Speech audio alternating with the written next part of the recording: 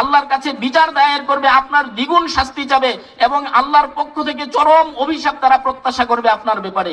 এই জন্য আমাদের সতর্ক হওয়া উচিত এবং প্রত্যেক মানুষেরই আমাদের সতর্ক হওয়া উচিত।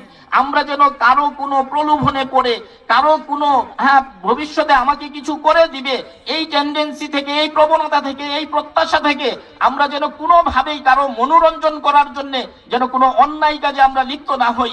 রাসূল কারীম সাল্লাল্লাহু আলাইহি ওয়াসাল্লাম বলেছেন, লা তাআতা লিমাখলুকিন ফি মাসিয়াতিল খালিক, যে বান্দার সন্তুষ্টির জন্য কোনোভাবেই কি করা যাবে না, আল্লাহকে অসন্তুষ্ট করা যাবে না।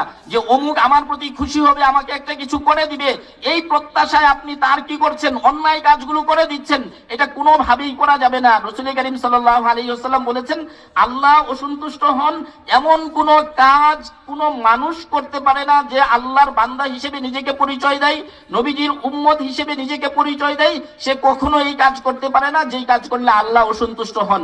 আর আপনি যখন কোনো বান্দাকে সন্তুষ্ট করার জন্য আল্লাহর নাফরমানি করবেন, আল্লাহর অপরাধ করবেন আল্লাহর সামনে, তখন আল্লাহ বুমেরাং করে দিবেন। আপনি যাকে খুশি করার জন্য অপরাধ করছেন, যাকে খুশি করার জন্য গুনাহ করছেন, সেই আপনার উপর চড়াও হবে। এটা হয় আমাদের সন্তানদের বেলায়, এটা কখন হয়, আমরা আমাদের অভিভাবক যারা আছি, আমরা আমাদের সন্তানদের জন্য গুনাহের নানান রকমের উৎস তৈরি করে দেই। ঘরে আপনি টিভি এনেছেন, আপনার সন্তানকে স্মার্টফোন কিনে দিয়েছেন অপ্রয়োজনে। এই যে আপনি আপনার সন্তানের সন্তুষ্টি চাচ্ছেন, যে আপনি মনে করছেন যে আপনার সন্তান সন্তুষ্ট থাকবে, আপনার মেয়েকে বেপরদায় আপনি ঘোরাফেরা করতে দিচ্ছেন, আপনার স্ত্রীকে সাজিয়ে গুজিয়ে আপনি বাইরে ছেড়ে দিচ্ছেন। এই যে কাজগুলো আপনি করছেন, কেন করছেন? যে আপনার সন্তান আপনাকে ভালো বাবা বলবে, আপনার স্ত্রী আপনাকে ভালো স্বামী বলবে। আপনি আপনার সন্তানের জন্য সুদের উপরে টাকা লাগাচ্ছেন, যে আপনার সন্তানের খরচ বাড়িয়ে দিবেন, সন্তানকে আরাম আয়েশে রাখবেন, আপনার স্ত্রীকে কি করবেন, সুখে শান্তিতে রাখবেন। এই জন্য আপনি হারাম উপার্জন করছেন।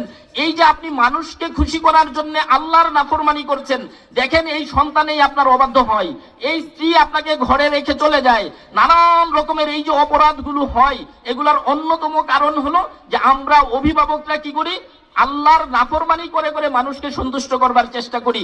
এই জন্য প্রতারিত হই না? অনেক সময় অনেক মানুষ প্রতারিত হয় যে অমুক আমাকে এই প্রতিশ্রুতি দিয়েছে, তমুক আমাকে ওই প্রতিশ্রুতি দিয়েছে, আমাদেরকে এই দিবে ওই দিবে, এরপরে কিচ্ছু দেয় না। কেন দেয় না? যে আপনি কি করেছেন, আল্লাহর সাথে ঠকবাজি করেছেন, আল্লাহর সাথে প্রতারণা করেছেন, আল্লাহ যা হারাম করেছেন ওই কাজগুলো আপনি করেছেন তাকে খুশি করার জন্য। এরপর সে আপনাকে আর খুশি করতে পারে না। এটা কোনোদিন সম্ভব না, কোশ্চিন কালেও সম্ভব না যে আল্লাহকে অসন্তুষ্ট করে আপনি দুনিয়াতে সুখে শান্তিতে থাকতে পারবেন, আমরা সুখে শান্তিতে থাকতে পারবো, এটা সম্ভব না, মৃত্যুর পরেও সম্ভব না। এই জন্য আমাদের উচিত এখনই সতর্ক হওয়া, মৃত্যুর আগেই আমাদেরকে সতর্ক হয়ে যেতে হবে।